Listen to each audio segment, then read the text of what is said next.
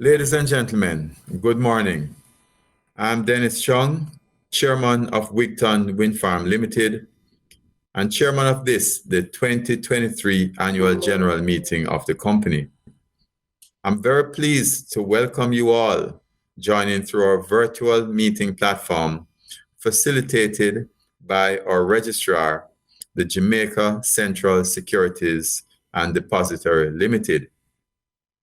At this time, I'd like to ask Ms. Shanique Clacken, our legal officer and company secretary, who will perform the function of secretary for today's AGM, to please confirm that the requirement for a quorum of 3 shareholders as stipulated by Article 64 of the company's Articles of Incorporation has been met. Shanique?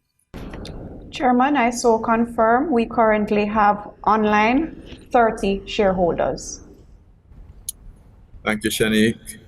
The meeting is now called to order at 11:01 a.m. and I'll now invite you all to join us in prayer led by Mr. Erlington Barrett, our Managing Director.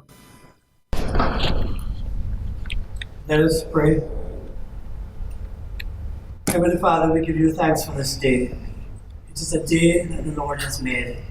Let us rejoice and be glad in it.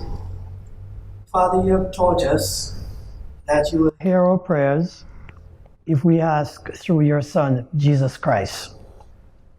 We therefore ask, may the strength of God pilot us, may the wisdom of God instruct us, may the way of God direct us, may we always think, speak, and carry out our actions in a manner that is pleasing in thy sight. We ask these and all other mercies in thy Son's name. Amen. Amen. In keeping with the company's Articles of Incorporation, the meeting is being held in a virtual manner with shareholders online and live streaming on YouTube and Facebook. In light of the electronic nature of the meeting, I ask our company secretary to take us through the guidelines for the meeting. Good morning, ladies and gentlemen. We kindly ask that you adhere to the following protocols.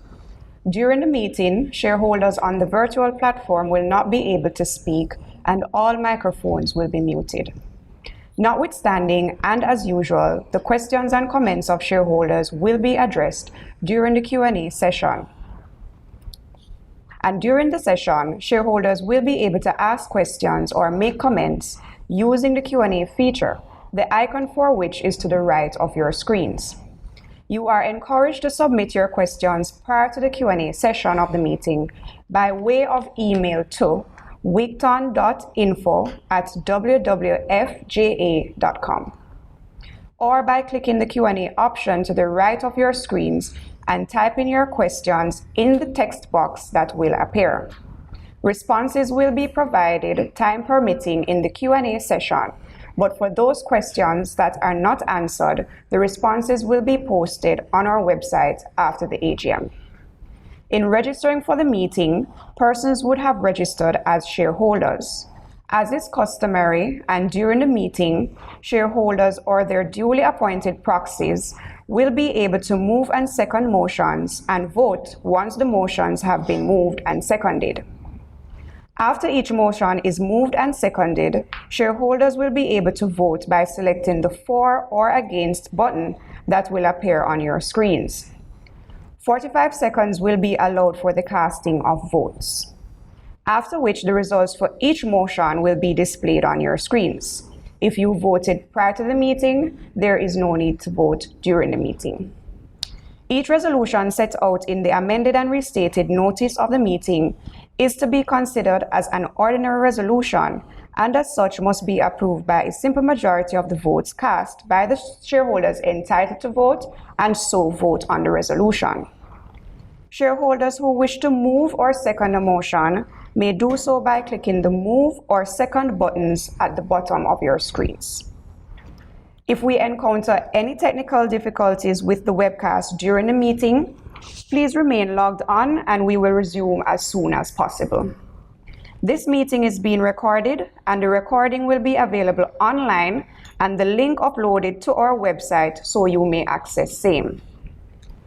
Forward-looking statements may be made in the presentations today. Please note that the actual actions and results may differ.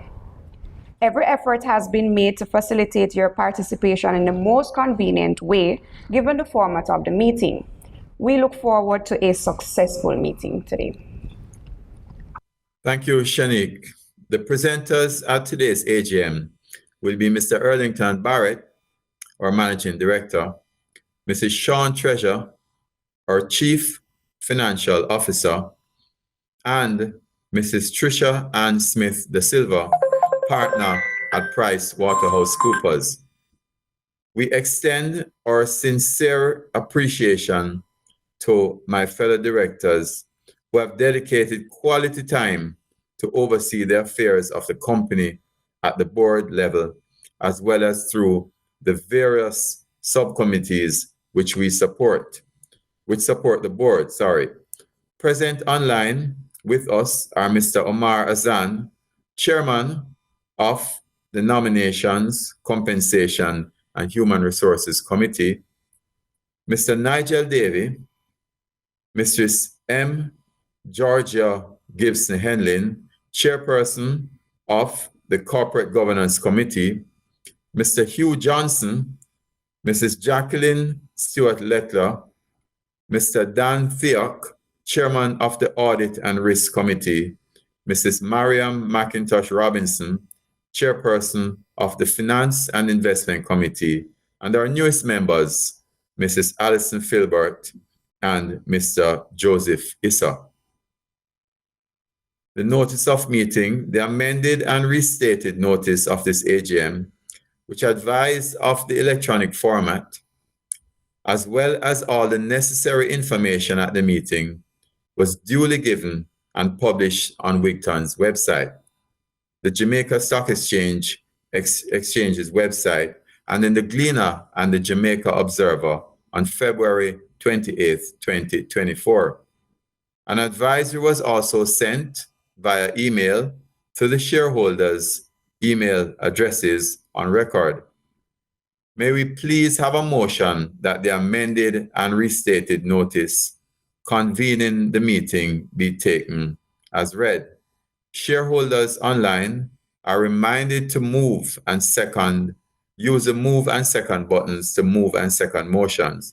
I now ask that this motion be moved and seconded. Yes, Chair. The motion has been moved by Theomore Brown and seconded by Miss Michelle Chinlen. Thank you. The results, shareholders, may we now ask that you vote on the motion by selecting the for or against button as it appears on your screen in favor of or against this motion. You have 45 seconds to cast your votes.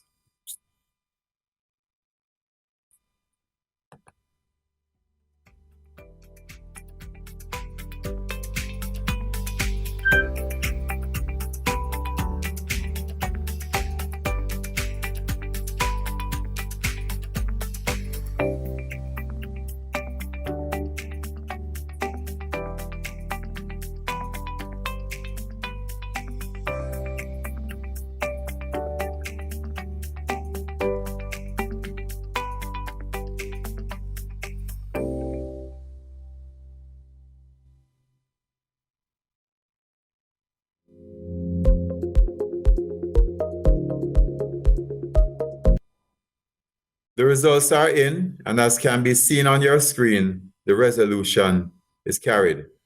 I now go to the minutes of the meeting.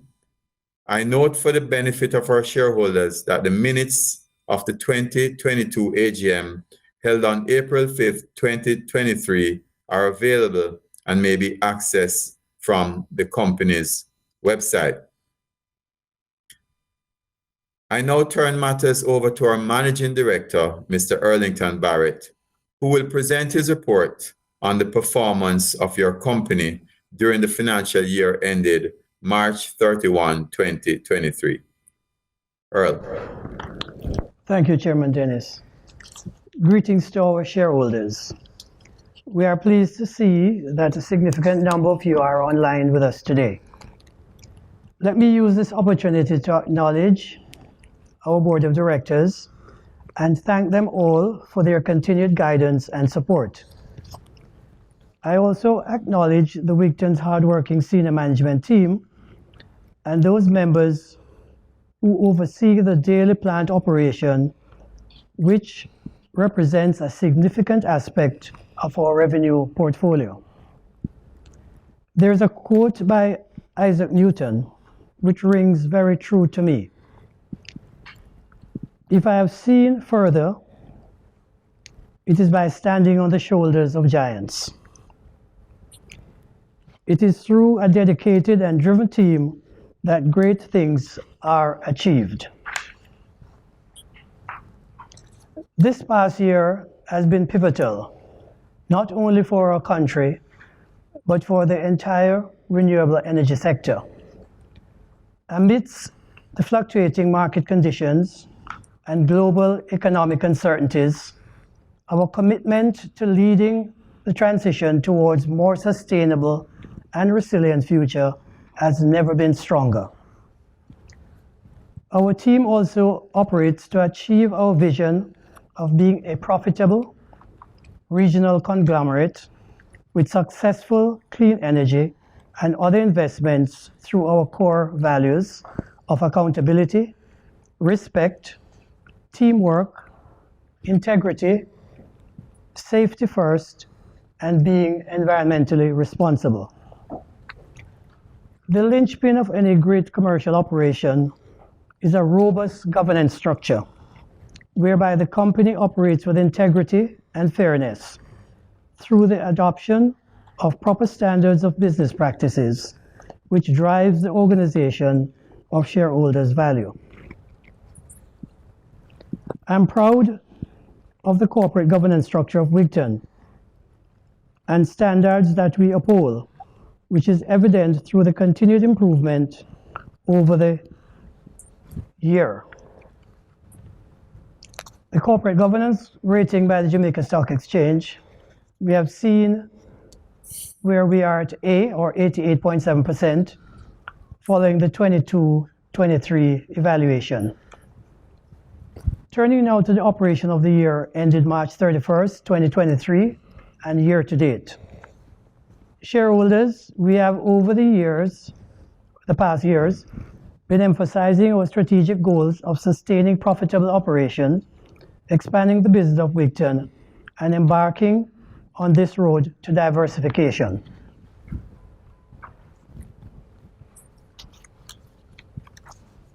During the period, our core business and diversification efforts are as follows. We successfully maintained and operated the 3 phases of the Windfarm in Rosehill, Manchester, at an average availability of over 90%. Importantly, we obtained a new 20-year license to continue the operation of Wigton Phase 1 beyond its current license and power purchase interchange agreement. Shareholders, you will note that our plan was always and remain the repowering of Wigton Phase 1 with newer and more efficient equipment. Our discussions continue with shareholders to achieve this in as short a time as possible, and in any event, within the 3 years extension period of the Wigton Phase 1 power purchase interchange agreement, which was agreed with stakeholders in February 2024. Our goal is to ensure that the current shareholders' value is sustained while continuing to introduce new revenue streams. Shareholders, we are reminded that Wigton currently has a green energy business joint venture with Innovative Energy Company and Flash Holdings Limited, an associate of the company. The collaboration with IEC resulted in profit share of approximately $5 million from a 2 megawatt solar photovoltaic system implemented at the Norman Manley International Airport. During the period, the joint venture was successful in a bid, secured the contract, and is now in the process of completing the installation of 3.7 megawatts distributive solar photovoltaic system with a 6.6 megawatt hour storage at certain Essex Valley Agricultural Development Project locations. This project is expected to be completed in early 2024-25 financial year. The joint venture was also successful in a bid that secured the contract for the installation of 6 megawatt solar photovoltaic system and battery storage at the Montego Bay International Airport. In the current financial year 23-24, contract implementation is expected to commence shortly. As it relates to investment in Flash Holdings Limited, during the period, Wigton reported a net loss of approximately $9 million. We should be reminded that Wigton investment in Flash was a startup contribution with no projection for profitability until the year 2025. The investment remained one that will facilitate Wigton's foray into the electric vehicle business, which proved to be a growing market. Flash continued to negotiate with electric vehicle distribution rights for electrical distribution rights in the region, and Wigton will continue to actively monitor its investment in the associate. These collaborations and partnerships solidify the process of our commitment to diversifying the business model. We continue to offer quality training in Wigton Energy, in renewable energy, at our state-of-the-art training facility under the accreditation of the City and Guilds. There are plans to expand the offering with the introduction of training in robotics. Globally, we are increasingly more prudent in our actions and how they can impact the environment. We have offset over 120,000 tons of carbon dioxide emissions annually, reaffirming our commitment to combat the negative impact of climate change and promoting the use of renewable energy sources. Our financial results this year reflect growth and operational efficiency. I am pleased to report a year-over-year increase of 10% in total revenue, driven by prudent financial management and improved operational efficiencies.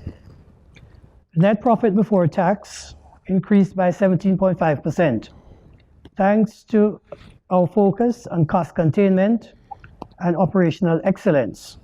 However, net profit decreased by 29.4% as a result of tax adjustment that had to be made. The 2022-23 financial year was one of modest growth, despite the challenges we faced. We had to address the matter of the applicable income tax rate to renewable energy companies. Our financials in respect of 2022-23 financial year accordingly had to be adjusted to accommodate for income tax at a higher rate of 33.33% instead of 25%, the rate at which the company had always paid its income tax. This negatively impacted our net profit after taxation for the 2022-23 financial year by approximately $393 million.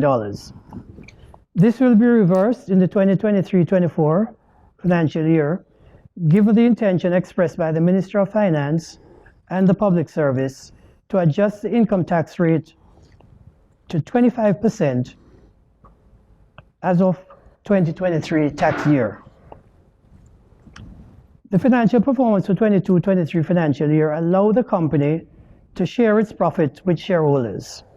A dividend totaling $60 million was paid to shareholders on January 6, 2023. Our unwavering commitment to sustainability and innovation has carried us forward, and I am pleased to share our vision for the future.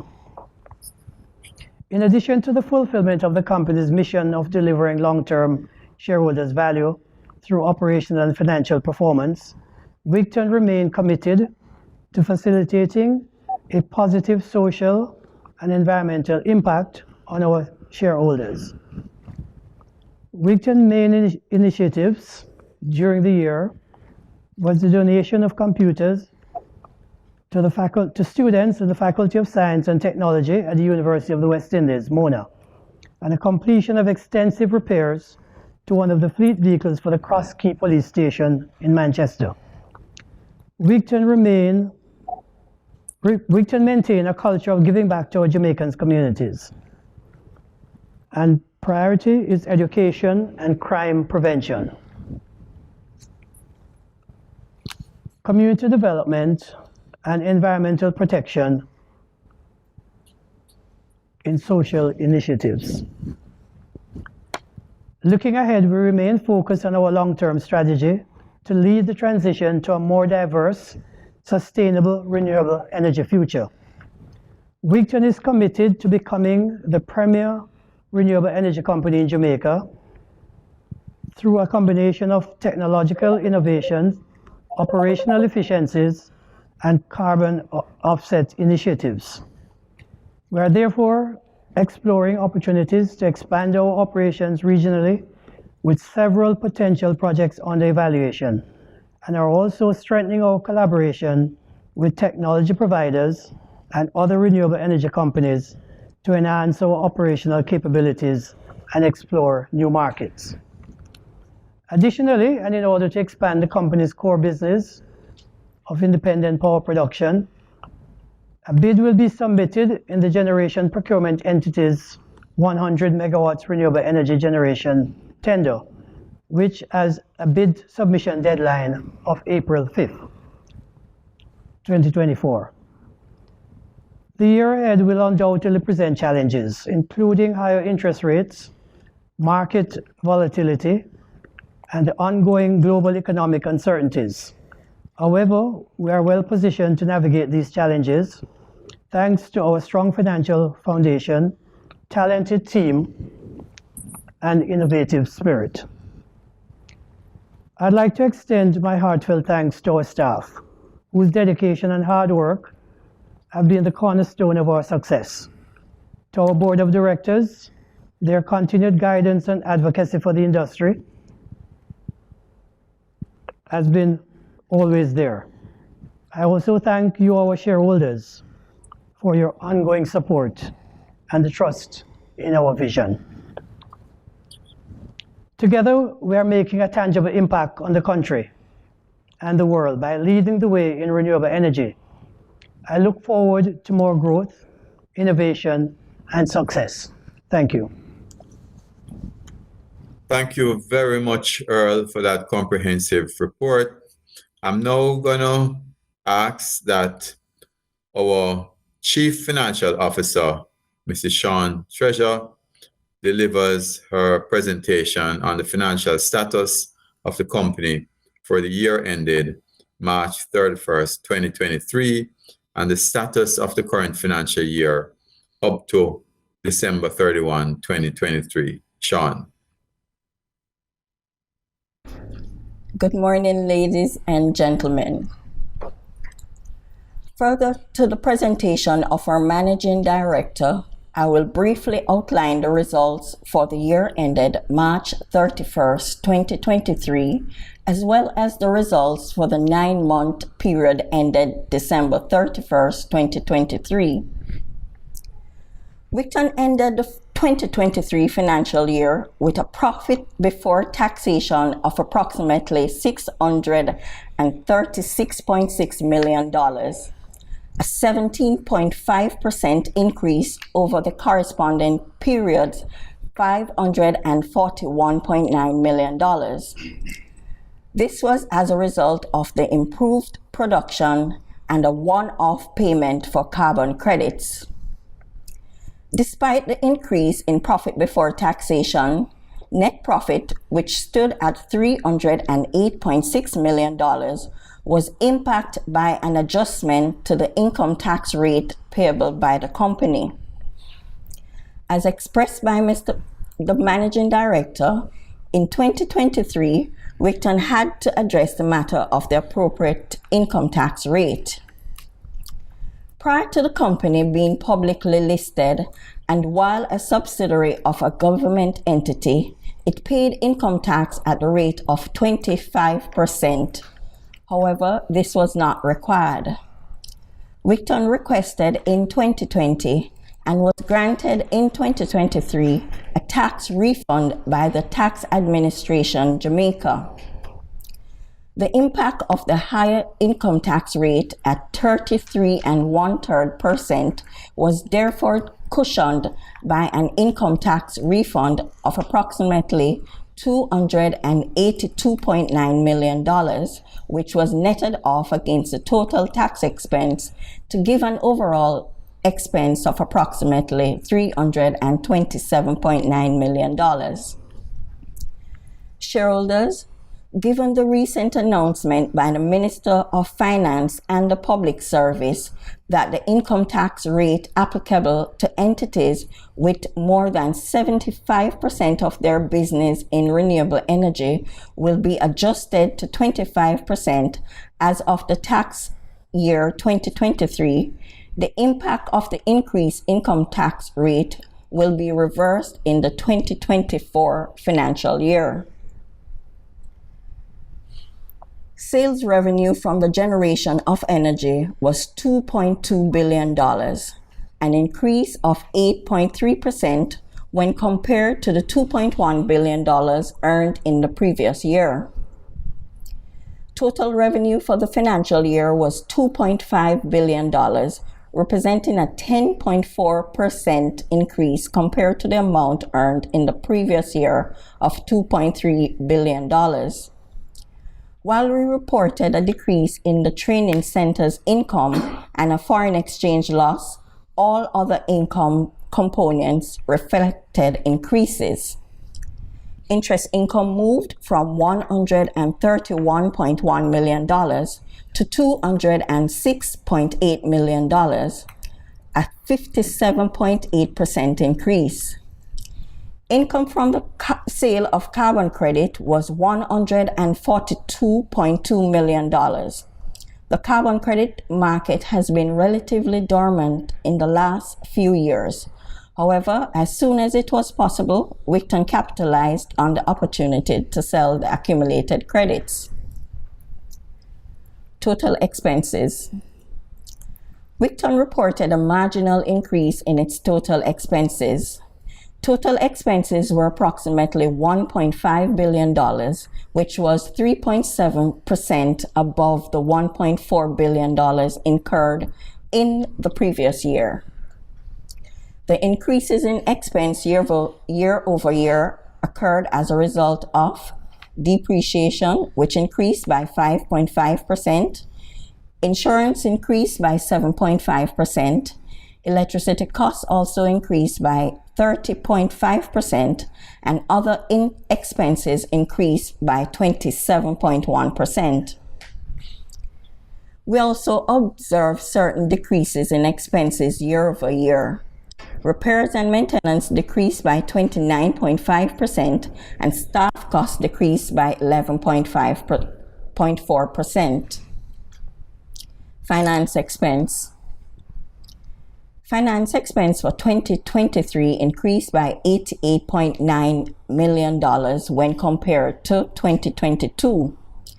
This was only as a result of a gain of $128.2 million that existed in 2022 as a result of the restatement of the bonds in March 2022. Notwithstanding the increase, the actual expense of $424.4 million reduced by 8.5%. Moving into assets, liabilities, and equity. Wigton's total assets saw a marginal increase by 0.3% for the 2023 financial year. Total assets were $10.97 billion, an increase by $0.3 billion over the previous year, $10.94 billion. This was due mainly to the profitability of the business, which in turn aided the growth in the company's cash and cash equivalents, which stood at approximately $4.1 billion at the end of the year, an increase by 7.9%. Total liabilities declined by 3.2% to $6.5 billion compared to the previous year's $6.7 billion. While long-term liabilities moved from $5.3 billion to $4.6 billion, a 12.7% decrease, deferred tax liabilities increased from $0.9 billion to $1.4 billion, a 51.5% increase as a result of the change in the income tax rate. Shareholders' equity. Shareholders' equity at the year-end was $4.29 billion, a 6% increase above the previous year equity of $4.18 billion. Earnings per stock unit was 3 cents, a decrease when compared to the prior year's earning of 4 cents. Wigton's credit rating. Following the bond review exercise completed in December 2023, the Caribbean Information and Credit Rating Services Limited upgraded Wigton's rating to carry BBB in respect of the $5.8 billion bond issue. CARICRIS also assigned a stable outlook on the ratings. The stable outlook is predicated on the expectation of continued good financial performance and Wigton's ability to meet all debt service commitments in a timely manner over the next 12 to 15 months. Turning now to the 9 months period ended December 31st, 2023. Wigton saw a marginal decrease in its net profit by 2.6% over the corresponding period last year. The decrease in net profit is mainly as a result of the lower production. However, the overall net profit was improved by the adjustment of the income tax rate from the higher rate of 33 1/3% to the 25% as mentioned previously. Total revenues for the period amounted to $1.8 billion, representing a 13.7% decrease when compared to the $2 billion earned in the corresponding period. Operating profit of $505.5 million has been achieved, reflecting a 49% decrease compared to the corresponding period of 2022. While net profit after tax was $490.6 million, a marginal decrease of 2.6% compared to the prior year's $503.8 million. Earnings per share for the period was approximately 4.5 cents, a marginal decline compared to the 4.6 cents in the similar period last year. Ladies and gentlemen, this concludes my presentation. Thank you. Thank you, Sean, for that very comprehensive presentation. And now, ladies and gentlemen, we will take the next 30 minutes to answer your questions. We will, of course, do our best to respond to your questions during the time allotted. However, if we are unable to respond to any questions, the answers will be placed on our website after the meeting. Questions may be submitted to the email wigton.info@wwfja.com or by typing your questions or comments in the Q&A tab up to the time of the close of this meeting. Ms. Kraken and I will read the questions and direct them to the Managing Director, who will answer the questions with the assistance of his team as necessary. The first question I have is from Matthew Preston, and he asks, for the 100 megawatt request for proposal from the generation procurement entity, how much and which type of energy is Wigton applying for? And also, are you applying as Wigton or through a partnership? Earl? As stipulated in the bid, no entity can bid for more than 50 megawatts. So although the bid is out for 100, the government procurement entity has put this guideline that no one entity can bid for more than 50. Wigton will be bidding, but as you recognize, the bid is still open. So in terms of sharing what type of energy we will be bidding, it would not be appropriate at this time. As you recognize, that's giving information to our competitors. It is a public bid. Thank you, Earl. I think Shanique has a question that she wants to read. Yes, Chair. The second question coming from Matthew Preston again. For the repowering of phase 1, what is the estimated megawatts Wigton is aiming to produce with that project?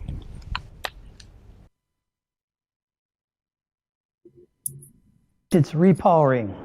So Wigton is only allowed to replace the megawatts that is taking out of operation, which is 20.7 megawatts.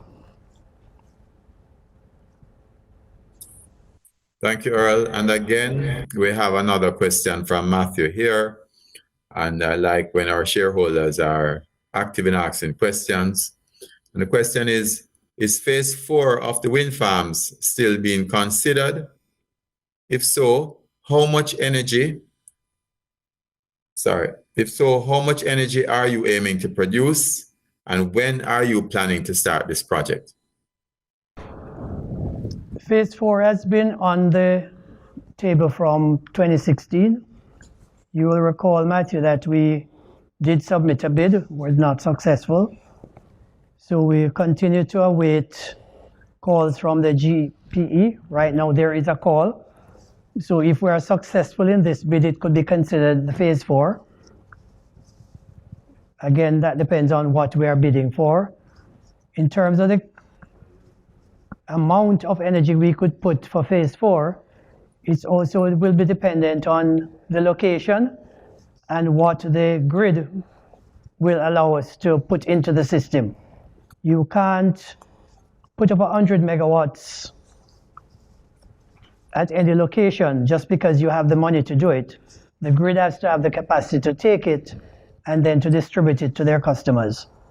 So the phase 4 is always there, and the phase 4 doesn't necessarily have to be wind. Thank you. Thank you, Earl. Shanique, any more questions? We do have another question from Matthew Preston, and it reads, did Wigton bid on the JPS 300 megawatt proposal? If yes, how much? And did you apply for, if yes, how much? And which form of renewable energy? Okay, the 300 megawatts you refer to is not yet out for a bid. What the JPS did is a two-step process. They asked for expression of interest, and Wigton did express interest. Wigton has been shortlisted, and Wigton awaits the bid document coming out from JPS. Will they give us stipulations? So we can't say yet we will go for the 300 or 150 or 100 or 50, because JPS, when they put out the requests for proposal, will then identify what they allow each bidder to submit. So it's still a wide open proposition, Matthew. Thank you. Thank you, Earl. And Shanique, I understand we have one more question you can ask. Yes, Chair. Again from Mr. Preston, given that Wigton is now diversifying into solar projects, would you consider a renaming of Wigton Energy or Energies? prospect of changing the name Wigton Windfarm has been on the table for a while, and we will, at the appropriate time, do the name change as we diversify the business. But it is on the, I don't want to use the word drawing board, too many people make reference to it, but it's certainly on the agenda to look at what our new name would be as we transition to a business unit and a conglomerate. Okay, thank you, Earl. I have one here from Mr. Aird. Has Wigton done climate studies on the effects of a change in climate on wind generation? That is a multi-million US dollar question. Wigton would not have that capacity, but the Met offices across the world have been doing the climate studies. There have been preliminary reports coming out from scientific communities indicating that as the climate gets warmer, there is the possibility that you could see higher wind regime across the world. If you recall how wind is generated, it is as certainly on land, as the land heat up from the sun, the air above the land will rise. Nature doesn't naturally like a vacuum, so cooler air will come in from the sea. And so you will have some wind velocity. So it's on that premise that scientists are saying if it gets warmer, you should have higher winds. They're also projecting that you will have higher intensity storms as well. But I think all of that work is still preliminary. I have not seen or read anything that say we are definitive on this. It is, as the science community do, they are never at a absolute point.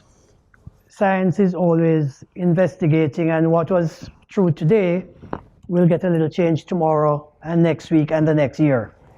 So Wigton wouldn't have the capacity to do that study. But certainly from the history we have in Jamaica, we are seeing variations in the wind pattern. We do not have enough empirical data to be able to say this is definitive. But we are seeing changes. All right, thank you, Earl. We have a very good question here from Mr. David Rose for you, Earl. Has Wigton explored deploying cash into joint venture projects in the rest of the Caribbean, or is Wigton solely focused on investing in Jamaica? And I think you would have heard us repeat it. I think of every AGM that I've been present, we talk of diversification and we talk of looking at businesses regionally. So to answer that simply, we are looking at regional countries, mainly in the CARICOM body. We are a little shy of getting into Latin America, but we are not ruling it out. We are a business, we are a growing business, and we will go where there's profitable business that we can do with good countries. So the answer is yes, we are looking. Thank you, Earl. I don't know if this question can be answered. I'm going to ask from Mr. Dwight Jackson. Is Wigton thinking of taking more than 10% stake in Flash Motors? Mr. Jackson, it's actually 20% that we have, but I turn over to Earl. So Jackson, right now it's a new business, it's a startup for us. And the reason why we also only took 20% is that we are cautious with our shareholders' funds. If the opportunity arises and we see the business grow, certainly it is our fiduciary duty to increase our investment in areas that we consider profitable and in the best interest of the company and the shareholders. But at this time, no decision is taken as such. Thank you, Earl. And Mr. David Rose asks, what is the planned commercial development that is being considered at Ferry Pen? Is it being considered to build a commercial warehouse and additional renewable energy considerations? We are shareholders and should have a valid update since it's been more than a year after the purchase. And for Mr. Rowe, the investigation of that has continued. We started looking at it in a direction that we thought was sound. And then as usual, Once you have a board and a management, new ideas will come up on every occasion.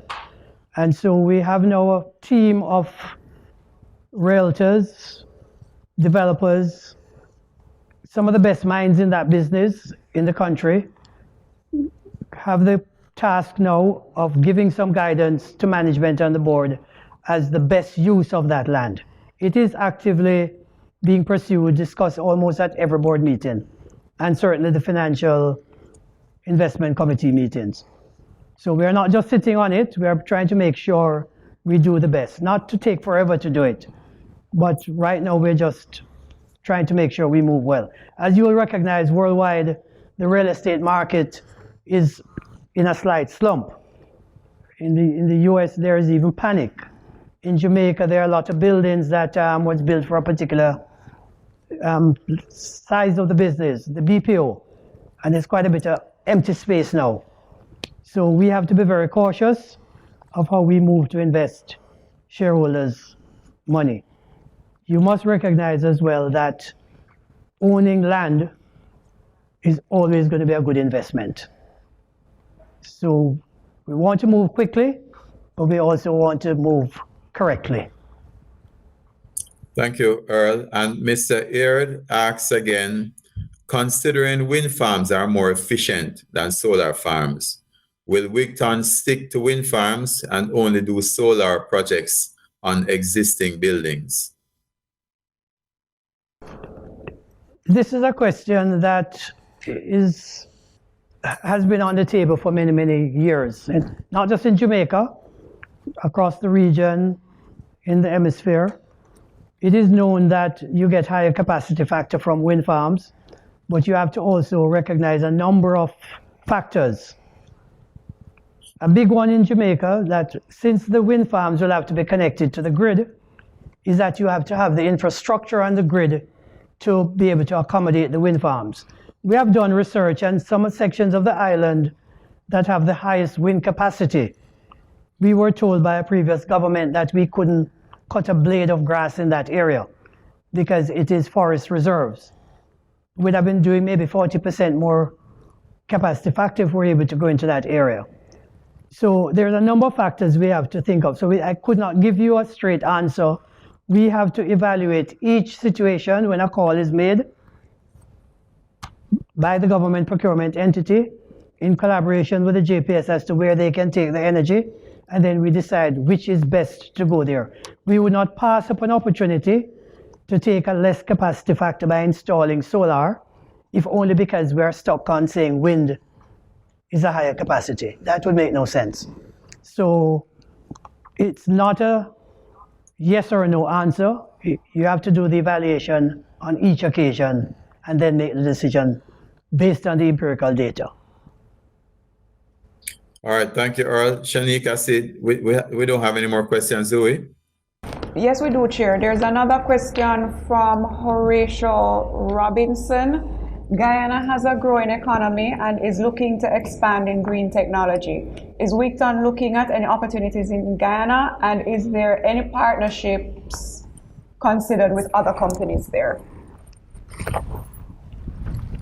Wigton has always been excited about getting into Guyana.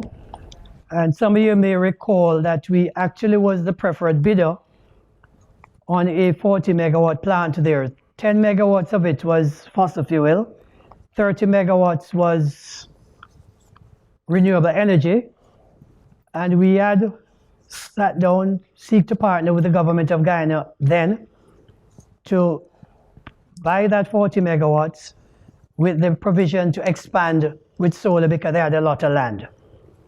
That fell through because of change of government. We have not given up on Guyana. We have looked at a number of other opportunities that have come to the table, and we seek to still get into that business because all the rest of the world is trying to go into Guyana with their newfound wealth. So Guyana is now also reaching out to CARICOM countries and say, please, come be our friends now, even though you had ignored us when we were poor. So Guyana is on our agenda. Thank you, Earl. Shanique, any other questions? Yes, there's another question by Stephen Jackson. The removal of the 10% limit will see a major shareholder emerge. What of the special share held by Auditors General? Will that be dissolved? So I will. Yes, I'll ask you to this. I will take that one. So the articles of the company, they are very clear in terms of the treatment of the 10% limit as well as the attendant share that is being held by the Accountant General of Jamaica. That will cease by virtue of the provisions of the articles on the 17th of April 2024. I do believe that answers the question. Okay, thank you, Shanique. Do we have anything else? Shanique? That's it, Chair. All right, thank you. And thank you, shareholders, for those questions. Certainly, it's good to know that we have shareholders who are very interested and active through asking questions. And we will always try to provide as many answers as we can, given the constraints of what we can provide. But certainly, we appreciate that. So the time allotted for questions and answers now has concluded. And we just want to remind you that the answers to the questions that were not taken during the meeting will be posted on our website. At this time now, I want to move to the auditor's report. The financial statements, along with the reports of the auditors and directors thereon, were set out in the 2023 annual report of the company and were also circulated to the shareholders by way of the amended and restated notice convening the meeting. We now invite Mrs. Tricia Ann Smith da Silva, partner at PricewaterhouseCoopers, to present the auditor's report. Tricia? Thank you, Chairman. Good morning, directors, executive management, and shareholders. I will carry you through the independent auditor's report.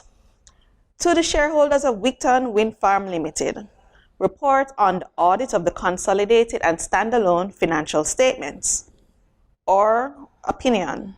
In our opinion, the consolidated financial statements and the standalone financial statements give a true and fair view of the consolidated financial position of Wigton Windfarm Limited, the company, and its affiliates, together the group, and the standalone financial position of the company as at 31 March 2023, and of their consolidated and standalone financial performance and their consolidated and standalone cash flows for the year then ended in accordance with International Financial Reporting Standards, IFRS, and with the requirements of the Jamaican Companies Act.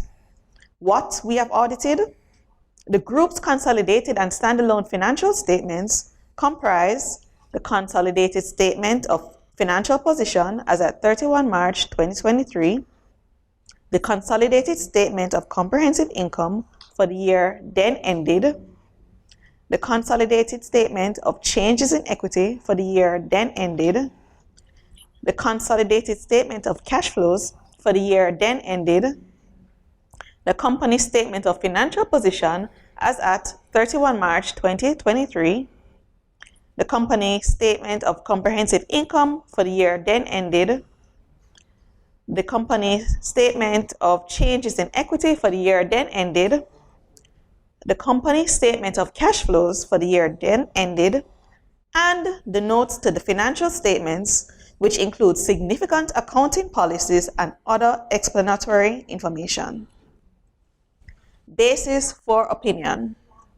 We conducted our audit in accordance with International Standards on Auditing, ISOs.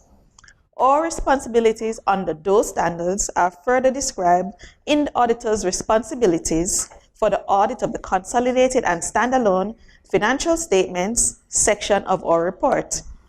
We believe that the audit evidence we have obtained is sufficient and appropriate to provide a basis for our opinion. Independence. We are independent of the group in accordance with the International Code of Ethics for Professional Accountants, including International Independence Standards issued by the International Ethics Standards Board for Accountants, IESBA code. We have fulfilled our other ethical responsibilities in accordance with the IESBA code. Emphasis of matter. We draw attention to note 29 to these financial statements, which indicates that subsequent to year end, the group's management received formal correspondence from the Tax Administration Jamaica, TAJ, stating that the tax rate applicable for certain independent power producers regulated by the Office of Utilities Regulation, OUR, will be amended to a standard corporate tax rate of 25% from the higher tax rate of 33.33% imposed on certain regulated entities. As the correspondence was received subsequent to year end, the tax balances of the company have been determined using the 33.33% tax rate prevailing as at 31 March 2023. Our opinion is not modified in respect of this matter. Our audit approach. Audit scope.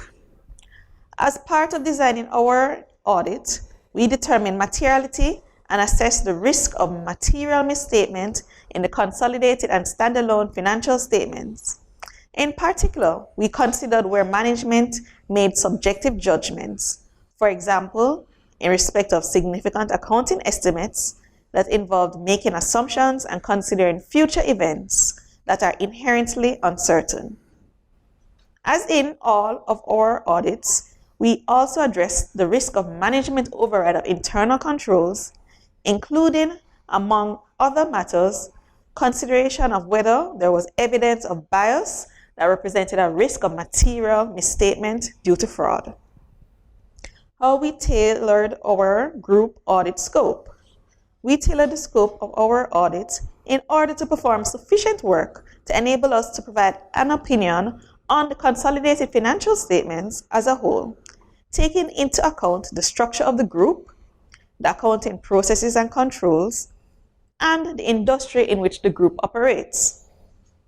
The group comprises the parent company, Wigton Windfarm Limited, its investment in associate Flash Holdings Limited, which is incorporated in St. Lucia, as well as its interest in a joint arrangement. Key audit matters. Key audit matters are those matters that, in our professional judgment, were of most significance in our audit of the consolidated and standalone financial statements of the current period. These matters were addressed in the context of our audit of the consolidated and standalone financial statements as a whole and informing our opinion thereon, and we do not provide a separate opinion on these matters. Key audit matter. Impairment of investment in associate, group, and company. Refer to notes 2B, 4C, and 12 to the financial statements for disclosures of related accounting policies and balances. On 8 March 2022, the company acquired 21% of Flash Holdings Limited, Flash, and its subsidiary for a total consideration of $138 million. As a result of the total shareholding and certain changes to the composition of Flash's board, management concluded that it has significant influence over Flash, and consequently that Flash is an associate of the company and group. The investment in associate accounts for $128 million, or 1.17% of total assets of the group, and $138 million, or 1.25% of total assets of the company as at 31 March 2023. Management considered impairment indicators such as the fact that the carrying value of the investment in Flash exceeds the group's share of the net assets of Flash, and accordingly performed an impairment analysis over the investment in associate balance at the statement of financial position date. The group was assisted by external valuation experts in this process and utilized a discounted cash flow DCF model to determine the value in use. We focused on this area due to the magnitude of the balance and because the impairment assessment involves significant judgment and estimation, which is sensitive to changes in key assumptions. The key assumptions were assessed by management as being discount rate and terminal value growth rate. How our audit addressed the key audit matter. With the assistance of our valuation expert, our approach to addressing the matter involved the following procedures, amongst others. Assessed the competence and capability of management valuation expert. Obtained an understanding of the process used by management to determine the value in use of the investment in associates.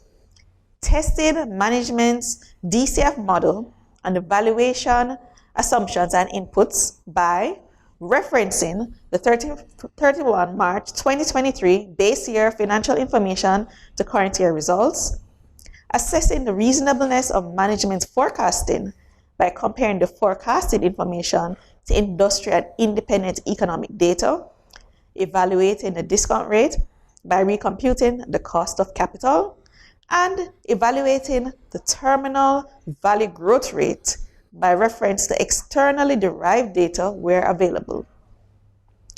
Tested the mathematical accuracy of management's discounted cash flows by reperforming the underlying calculations. Based on the results of the procedures performed, management's assumptions and judgments relating to the carrying value of the investment in associates, in our view, other information. Management is responsible for the other information. The other information comprises the annual report, but does not include the consolidated and standalone financial statements and or auditor's report thereon, which is expected to be made available to us after the date of this auditor's report.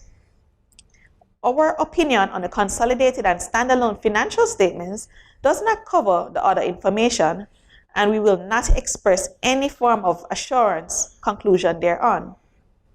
In connection with our audit of the consolidated and standalone financial statements, our responsibility is to read the other information identified above when it becomes available, and in doing so, consider whether the other information is materially inconsistent with the consolidated and standalone financial statements or our knowledge obtained in audit, or otherwise appears to be materially misstated. When we read the annual report, if we conclude that there is a material misstatement therein, we are required to communicate the matter to those charged with governance.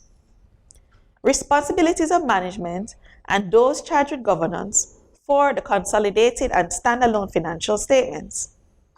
Management is responsible for the preparation of the consolidated and standalone financial statements that give a true and fair view in accordance with IFRS and with the requirements of the Jamaican Companies Act, and for such internal control as management determines is necessary to enable the preparation of consolidated and standalone financial statements that are free from material misstatement, whether due to fraud or error. In preparing the consolidated and standalone financial statements, management is responsible for assessing the group and company's ability to continue as a going concern, disclosing as applicable matters related to going concern, and using the going concern basis of accounting unless management either intends to liquidate the group or the company, or to cease operations, or has no realistic alternative but to do so. Those charged with governance are responsible for overseeing the group and the company's financial reporting process. Auditor's responsibility for the audit of the consolidated and standalone financial statements. Our objectives are to obtain reasonable assurance about whether the consolidated and standalone financial statements as a whole are free from material misstatement, whether due to fraud or error, and to issue an auditor's report that includes our opinion. Reasonable assurance is a high level of assurance, but is not a guarantee that an audit conducted in accordance with ISOs will always detect a material misstatement when it exists.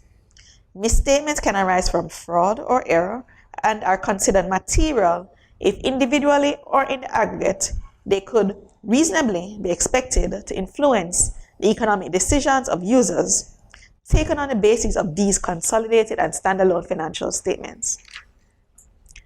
As part of an audit in accordance with ISOs, we exercise professional judgment and maintain professional skepticism throughout the audit. We also identify and assess the risk of material misstatement of the consolidated and standalone financial statements, whether due to fraud or error, design and perform audit procedures responsive to those risks, and obtain audit evidence that is sufficient and appropriate to provide a basis for our opinion. The risk of not detecting a material misstatement resulting from fraud is higher than for one resulting from error, as fraud may involve collusion, forgery, intentional omissions, misrepresentations, or the override of internal control. Obtain an understanding of internal control relevant to the audit in order to design audit procedures that are appropriate in the circumstances, but not for the purpose of expressing an opinion on the effectiveness of the group and company's internal controls.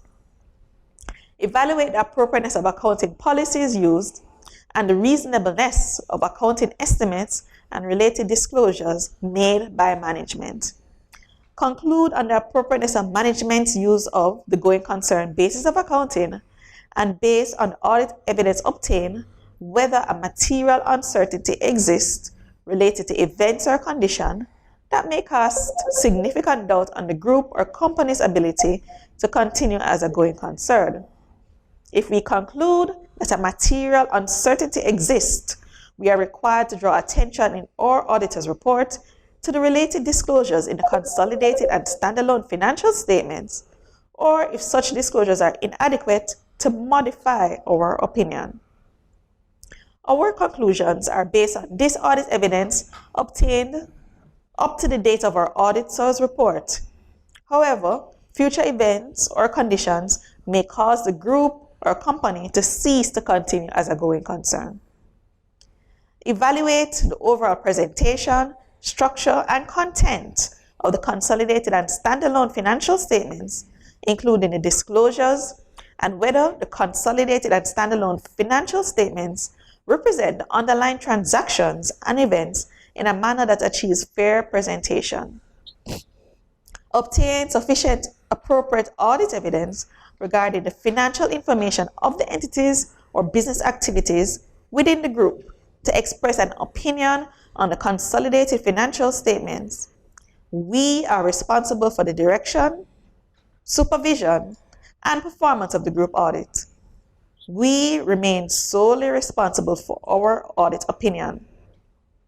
We communicate with those charged with governance regarding, among other matters, the planned scope and timing of the audit and significant audit findings, including any significant deficiencies in internal control that we identify during our audit.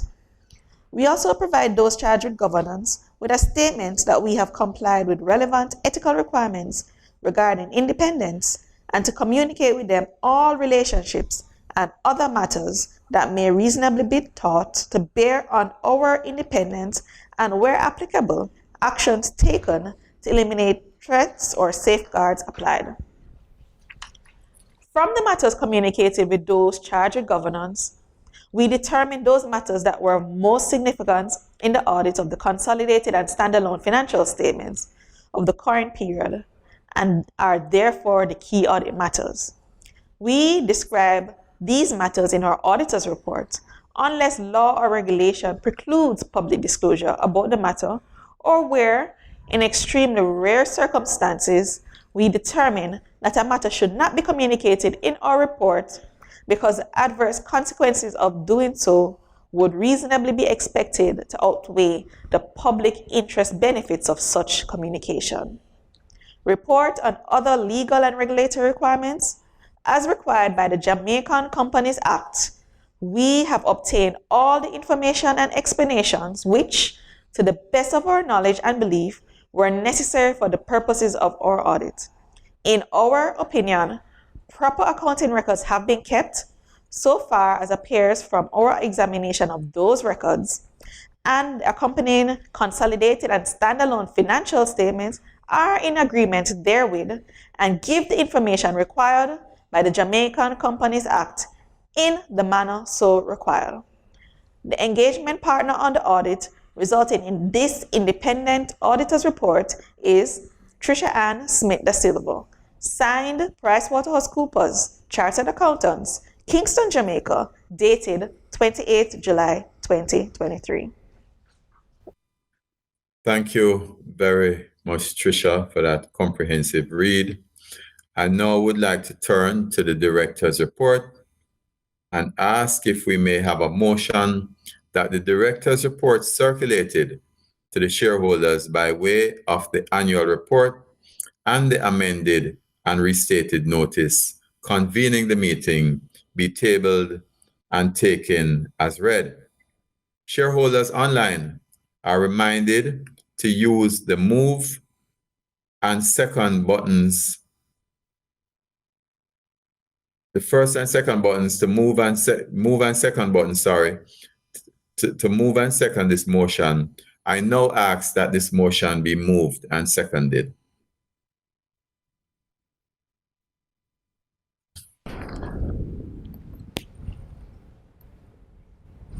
And the motion has been moved by Theodore Brown and seconded by Michelle Chin Len. Thank you. Shareholders, we now ask you to vote on the resolution by selecting the for or against button as it appears on your screen in favor of or against this motion. You have 45 seconds to cast your votes.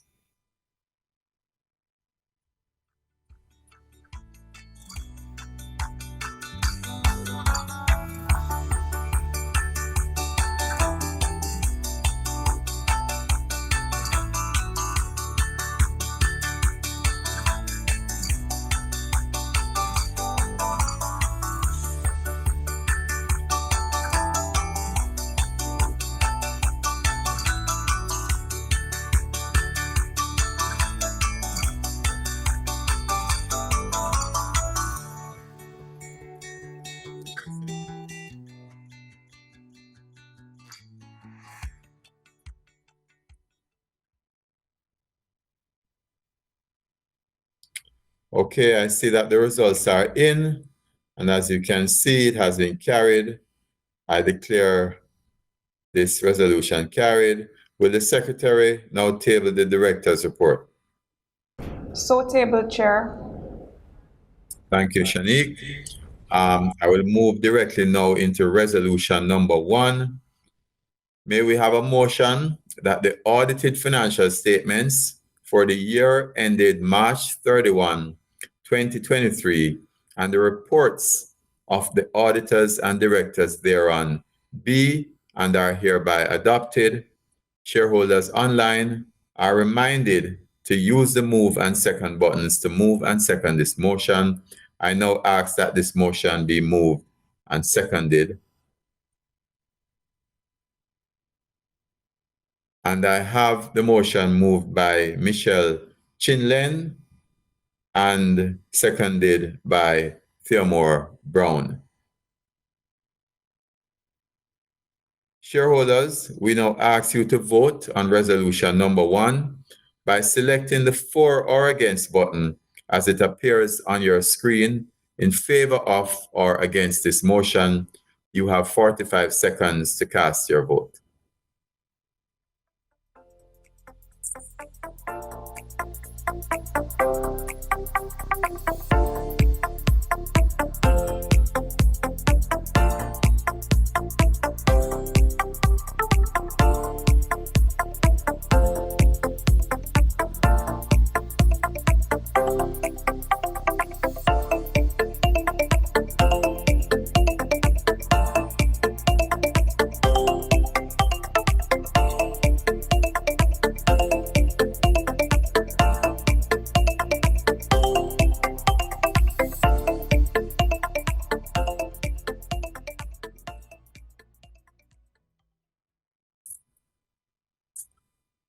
The results are in. I declare the resolution carried. On to resolution number 2. May we have a motion that the dividend of J dollar 0.005455 per ordinary share paid on January 6, 2023 be and is hereby ratified and declared final for the year ended March 31, 2023. Shareholders online are reminded to use the move and second buttons to move and second this motion. I now ask that this motion be moved and seconded.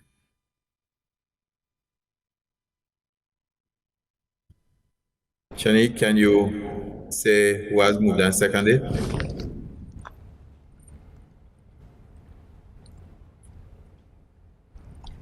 The motion has been moved by Marlon Blake and seconded by Michelle Chinlen.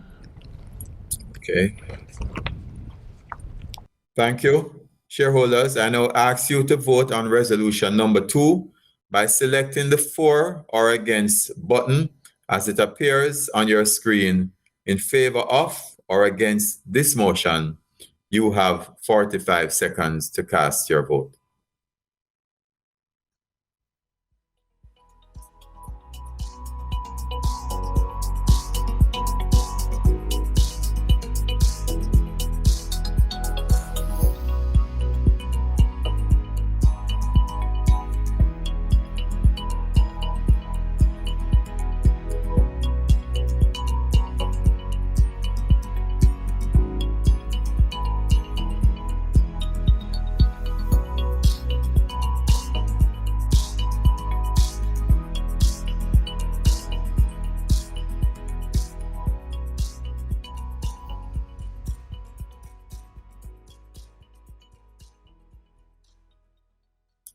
The results are in. As you can see, those in favor have it. I declare the resolution carried. Thank you. In accordance now with Article 101 of the Articles of Incorporation of the company, the following directors return from office by rotation and who, being eligible, offer themselves for re-election are Mrs. M. Georgia Gibson Henlin, Mrs. Jacqueline Stewart Leckler, and Mr. Omar Azan. Mrs. Gibson Henlin, King's Counsel, was appointed as director of the company on January 1, 2019, and re-elected by the shareholders on January 12, 2022. She is the managing partner of the law firm Henlin Gibson Henlin. She has practiced at the Jamaican Bar since 1993 and is also called to the bar in Ontario, Canada and New York, USA. She practices as a commercial litigator with a focus on information and communications technologies, intellectual property, data protection, and privacy and cybersecurity. Mrs. Gibson Henlin is a fellow of the Chartered Institute of Arbitrators, a certified computer forensics examiner, and a certified information privacy professional with specialization in the GDPR. She is the chairperson of the Corporate Governance Committee, and her main areas of expertise are senior management, business leadership, legal, corporate governance, and cyber risk or technology. Mrs. Stewart Leckler was appointed as director of the company on January 1, 2019, and re-elected by the shareholders on January 12, 2022. She is the managing director of the Stewart's Automotive Group of Companies, and she has over 35 years of experience in the automotive industry and in the fields of accounting, sales, marketing, and human resources. Her main areas of expertise are senior management, business leadership, human resource management, business development, and business acquisition. Mr. Azan was appointed as director of the company on September 15th, 2020, elected by the shareholders on October 21, 2020, and re-elected by the shareholders on January 12, 2022.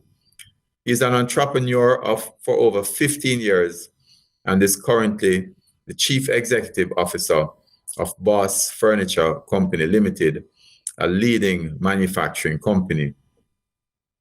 He is the chairman of the Nominations, Compensation, and Human Resources Committee of the board, and his main areas of expertise are senior management, business leadership, business development, and business acquisition. All the directors mentioned here have excellent attendance and participation records, and the board is satisfied that directors continue to make valuable contributions to the boards and have demonstrated their commitment to serve. Further details on the directors may be accessed on the company's website and in the annual report. So I now move on then to resolution number 3. May we have a motion that M. Georgia Gibson Henlin, who retires by rotation, be and is hereby re-elected a director of the company.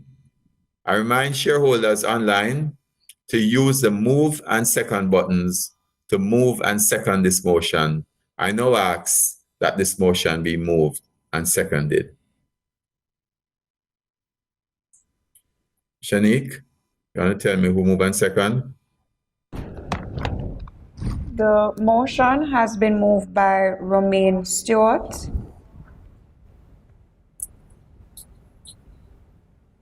and seconded by Michelle Chinlin.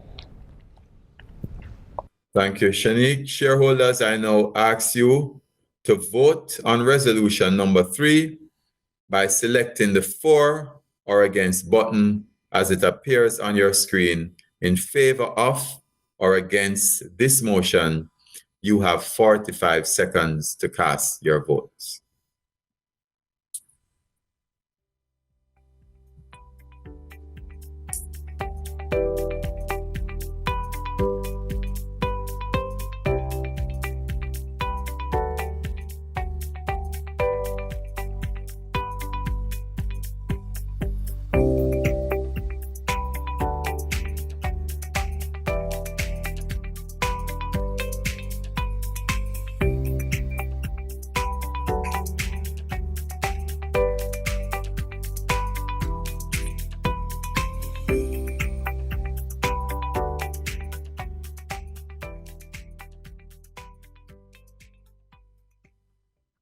The results are in. As you can see, those in favor have it, and I declare the resolution carried. Thank you and congratulations, Georgia. Resolution number 4, may we have a motion that Jacqueline M. Stewart Lettler, who retires by rotation, be and is hereby re-elected a director of the company, and shareholders online are reminded again to use the move and second buttons to move and second this motion. I now ask that this motion be moved and seconded. And Shanique, you can let me know who has moved and seconded. The motion has been moved by Sean Treasure and seconded by Theomore Brown. Thank you, Shanique. I now ask shareholders for you to vote on resolution number 4 by selecting the for or against button as it appears on your screen. In favor of or against this motion, you have 45 seconds to cast your vote.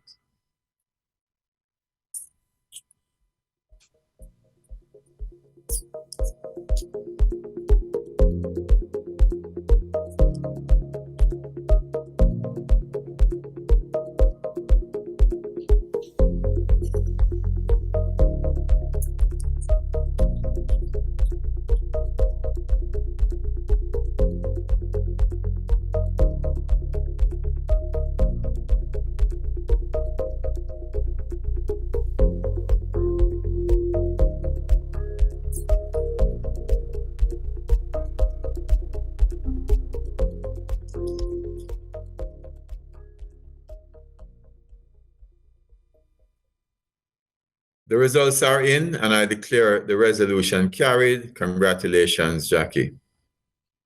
I now move to resolution number 5. May we have a motion that Mr. Omar Azan, who retires by rotation, be and is hereby re-elected a director of the company. Shareholders online are reminded to use the move and second buttons to move and second this motion. I now ask that this motion be moved and seconded, and Shanique, you can let me know who has moved and seconded. The motion has been moved by Raina Thomas and seconded by Romaine Stewart. Thank you. Shareholders, I now ask you to vote on resolution number 5 by selecting the for or against button as it appears on your screen. In favor of or against this motion, you have 45 seconds to cast your votes.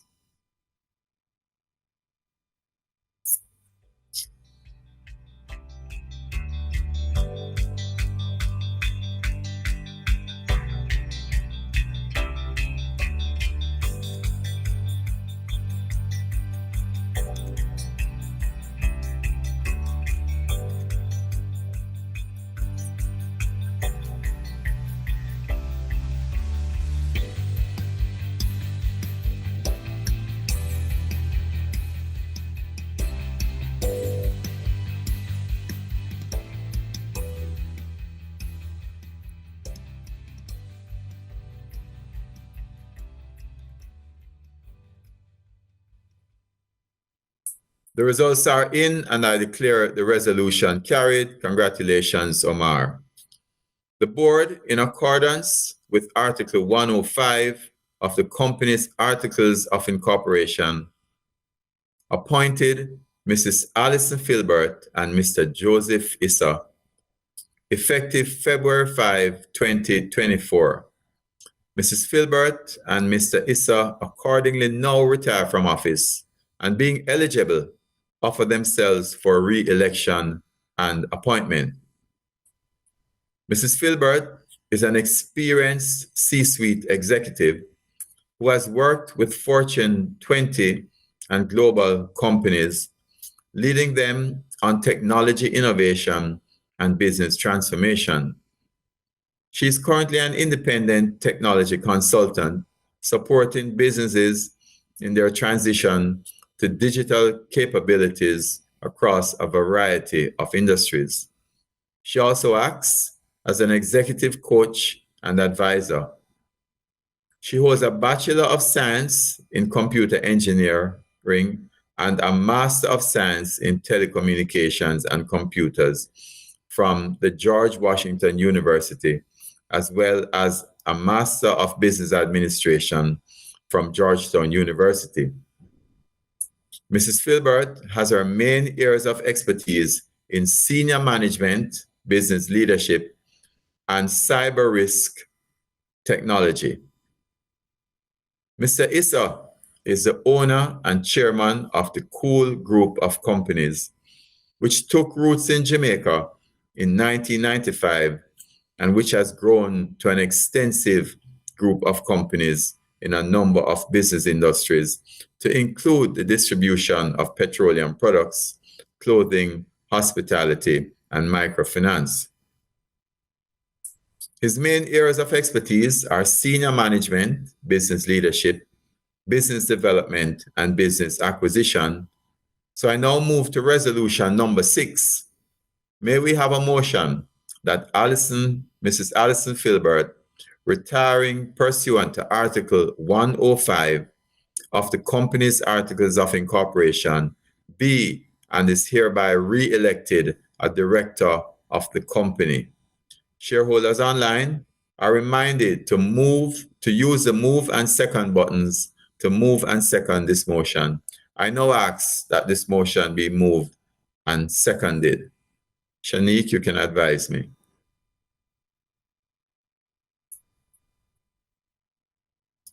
Not hearing you, Shanique.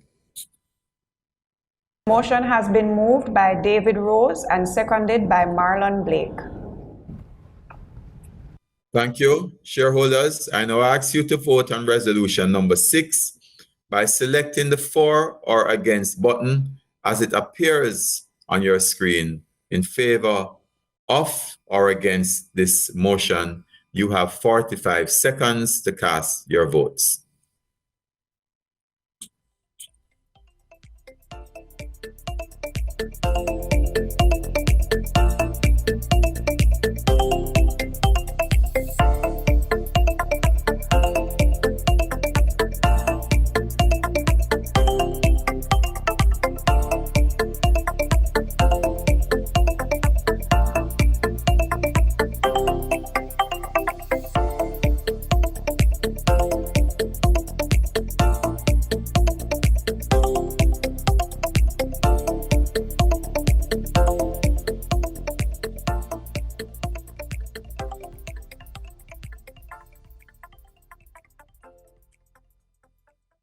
The results are in. I declare the resolution carried. Congratulations, Alison. Now moving to resolution number 7. May we have a motion that Mr. Joseph Issa, retiring pursuant to Article 105 of the Company's Articles of Incorporation, be and is hereby re-elected a director of the company. Shareholders online are reminded to use the move and second buttons to move and second this motion. I now ask that this motion be moved and seconded. Shanique? The motion has been moved by Raina Thomas and seconded by Dan Theok. Thank you. Shareholders, I now ask you to vote on resolution number 7 by selecting the for or against button as it appears on your screen. In favor of or against this motion, you have 45 seconds to cast your votes.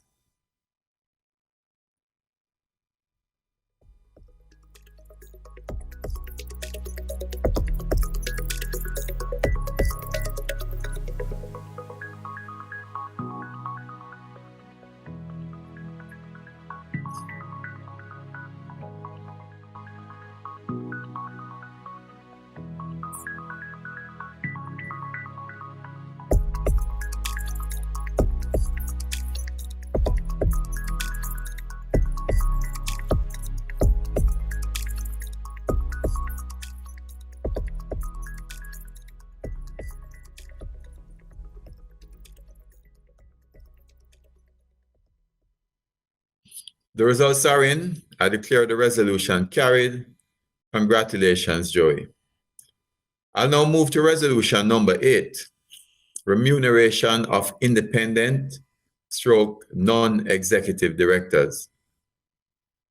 May we have a motion that the amount included in the audited financial statements of the company for the year ended March 31, 2023, as remuneration to the non-executive directors for their services as directors be and is hereby approved. Shareholders online are reminded to use the move and second buttons to move and second this motion. I now ask that this motion be moved and seconded. Shanique? Motion has been moved by Raina Thomas and seconded by Marlon Blake. Thank you. Shareholders, I now ask you to vote on resolution number 8 by selecting the for or against button as it appears on your screen. In favor of or against this motion, you have 45 seconds to cast your votes.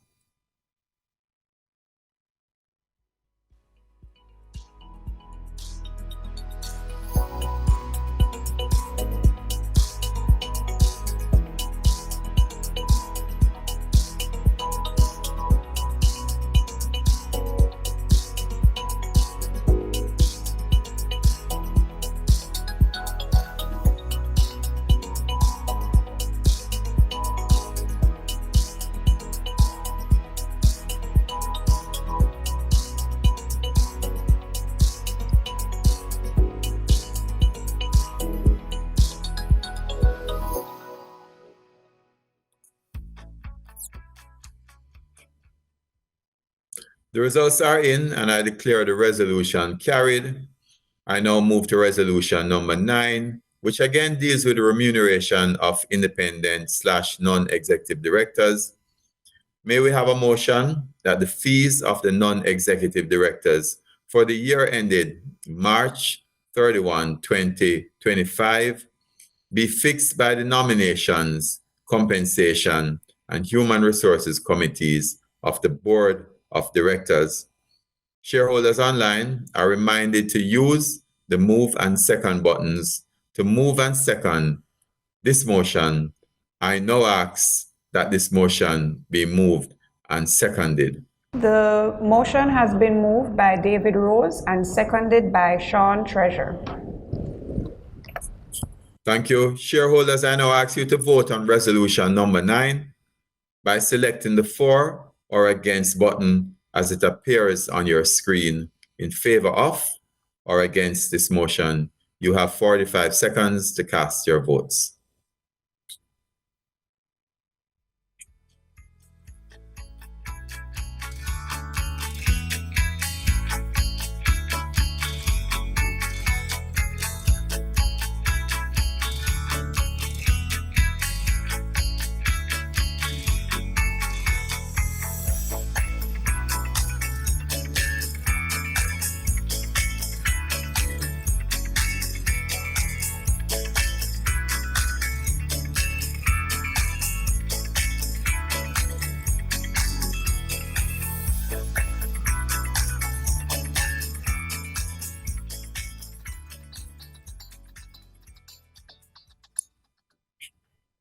The results are in. I declare the resolution carried.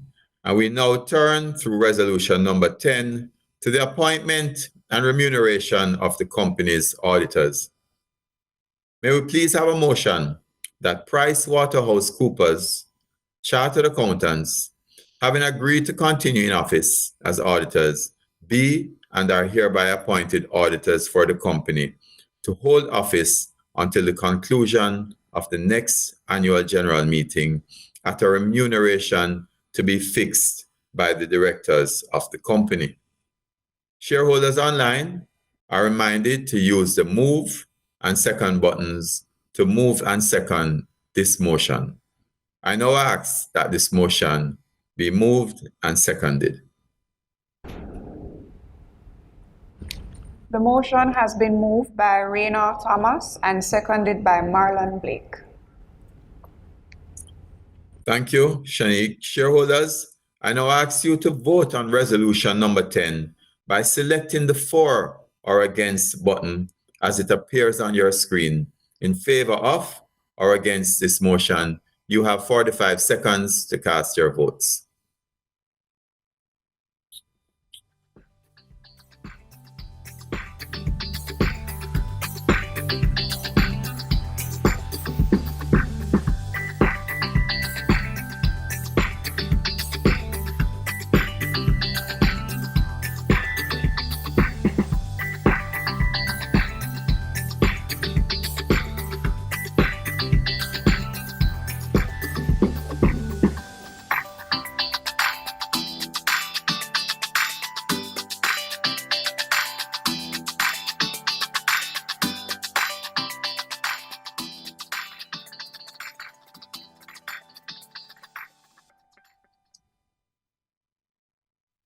The results are in, and I declare the resolution carried. Thank you, shareholders.